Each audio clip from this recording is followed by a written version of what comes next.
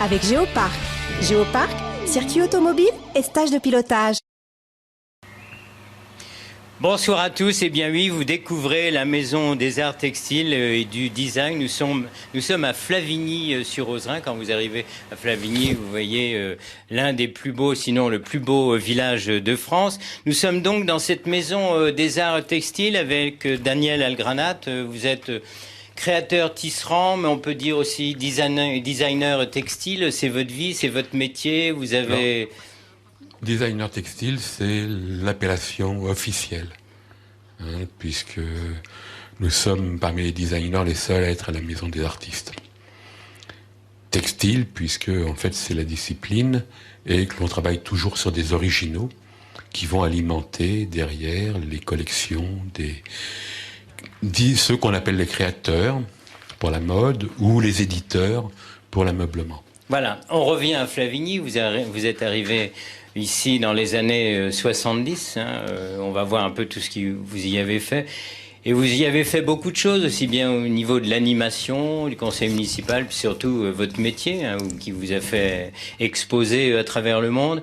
Si je vous dis Flavigny, comme ça, qu'est-ce qui vous vient Flavigny. Pour moi, c'est une colline. Alors, effectivement, on parle de Vézelay, la colline éternelle, mais Flavigny, c'est pour moi également la colline éternelle en Ossois. Et c'est un lieu qui m'est relativement cher. Je suis incapable d'expliquer pourquoi. J'ai posé un jour mes valises ici, par accident, en curieux.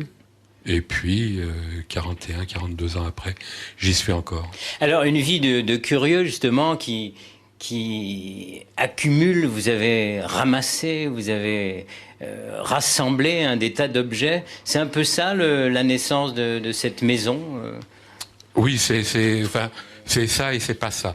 Disons que le collectage d'objets, initialement en bois, remonte aux années 64, 65. Je crois que c'était l'année d'achat de mon premier objet, qui était une broie.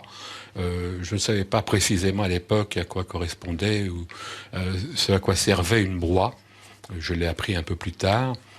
Et ça s'est trouvé que de mon métier donc de designer meuble, puisque ma formation était l'école Boulle à Paris, dans le Faubourg Saint-Antoine, où j'ai fait mes études, où j'ai vécu. Oui, mais alors là, c'était pas pour devenir...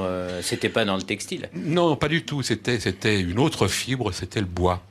Et puis, le bois m'a conduit à rencontrer un jour un tisserand, qui était à Provins à l'époque, s'appelait Valfard, et il avait besoin de métiers à tisser.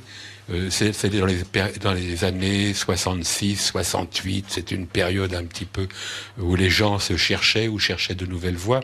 Et il m'a demandé de lui dessiner des métiers à tisser pour ses stagiaires. Et c'est ainsi que je lui ai demandé de voir comment fonctionnait un métier à tisser, parce que s'il était en bois, si j'avais fait des cours de technologie textile à l'école, je ne m'étais pas plus intéressé au textile que cela, puisque c'était pas ma voie à proprement parler au départ. Et puis quand vous y êtes vite mis, parce que le métier à tisser, vous me disiez que en une nuit, vous avez retrouvé, grâce au cours aussi que vous aviez fait à l'école Boulle, voilà, le tissu qu'il était en train de réaliser. Et puis très vite, vous vous êtes mis à créer des tissus. Parce qu'il y a des similitudes. Marie, quel regard vous avez justement sur le tissage, sur le métier d'ébéniste qu'il a dû commencer, qu'il a pu commencer? Oui, eh bien Daniel crée ses étoffes comme vous le créez justement ses marqueteries. Donc c'est ça qui est très intéressant, c'est cette diversité de matières aussi et ce regard large sur ce qu'il crée. On va faire quand même une petite visite au musée. On commence à en apercevoir quelques pièces, donc des objets, bien sûr, c'est un peu l'alibi, mais l'âme, le parcours, la vie, qu'est-ce que vous racontez dans cette maison? Alors, c'est l'histoire un petit peu des matières premières de la région de l'Ossois, et puis de l'art textile de cette région, qui a été fécond et riche pendant très longtemps, puisque la draperie de Flavigny existe depuis 1321, enfin du moins les premières traces écrites date de cette époque. Bon, on n'a pas véritablement encore eu le temps de piocher plus en avant pour savoir si effectivement au IXe siècle, au Xe siècle, on ne parlait pas déjà de cette draperie. Voilà, donc on découvre des objets de la profession, des professions, des objets aussi qui servaient à tout un chacun dans les villages, et puis des matières premières, vous les citiez, et puis également de vos réalisations, des tissus, vous nous présentez un parcours du musée, votre regard sur le musée, Marie? Eh bien, en fait, le musée, le socle du musée, c'est vraiment l'Aussois, c'est cette terre qui est superbe, absolument superbe pour ses matières, ses couleurs, ses intensités. Donc, nous avons voulu nous attacher et présenter justement ces 3 fibres qui sont le chanvre, la laine et la soie, qui sont très très peu connues pour la dernière. Justement, beaucoup de gens ignorent que la soie était travaillée en Bourgogne est très très bien travaillé. Donc nous avons à cœur de montrer les liens entre, par exemple, ce nid de chardonneret, qui est un petit objet naturel. Eh bien, c'est le premier geste du tissage, entrelacer des fibres entre elles pour que ce soit confortable. Donc voilà pour le musée.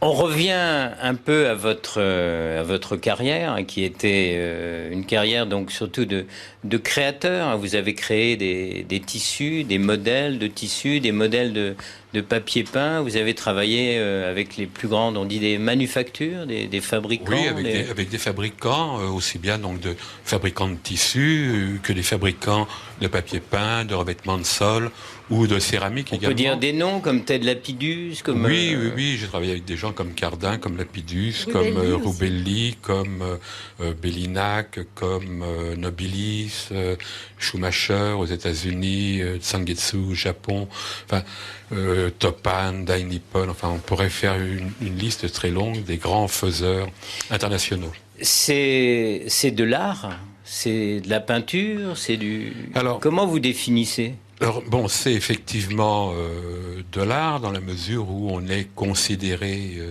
comme des artistes et que l'on est à la maison des artistes et pas à la chambre des métiers ou à la chambre de commerce, ce qui nous pose parfois quelques problèmes du reste. Mais c'est une création permanente qui est à la fois au niveau du travail de la surface, donc c'est l'animation de la surface, c'est de l'image fixe également, comme l'on dit, et on travaille également sur la structure, sur la manière dont les fils sont entrecroisés pour obtenir des reliefs, des matières, des structures, des dessins. Tout cela, effectivement, participe d'un ensemble. Alors, cette maison de l'art textile et du design accueille aussi des gens qui veulent s'initier, qui veulent se perfectionner. Et puis, il y a aussi un grand projet. On évoquait le chanvre et la laine. Le chanvre qui servait vraiment à tout pour les vêtements, pour faire la maison. Bon, la laine, on le sait. Vous parliez des drapiers tout à l'heure. Aller à Semur, voir les vitraux de l'église de Semur, c'est superbe. Là, le projet de 2011, c'est le projet Opéra, donc objectif, paysage, écosystème et recherche par l'artisanat. Concrètement, qu'est-ce qui se passe? C'est un retour en arrière ou un pas dans l'avenir? C'est quoi ce projet? Donc, pour nous, c'est un pas dans l'avenir et il est d'autant plus criant ce pas dans l'avenir que nous sommes en train de vivre des événements qui peuvent nous amener à repenser complètement demain. Vous parlez quoi de ce qui se passe au Japon entre autres. Oui. On va se remettre en question les procédés. Certainement. Il est certain que tout cela va nous ramener vers des choses un peu plus naturelles, un peu plus végétales, un peu plus animales. Il est certain que la laine qui a été fortement décriée pendant très longtemps, depuis les années 1910, 1914, 1918, la laine aujourd'hui est considérée comme étant un produit de catégorie 3, donc bonne à brûler et acheter. Surtout, il ne faut pas que les gens qui la manipulent main nue et sans masque. Et tandis que vous, c'est le combat de toute une vie, c'est vrai que vous avez toujours été persuadé de ce que vous voulez mettre en place là. Alors concrètement, c'est-à-dire persuader là aussi les politiques de mettre un peu en route que l'on cultive du chanvre, que l'on produise de la laine, et là le projet démarre. Ah oui. Absolument.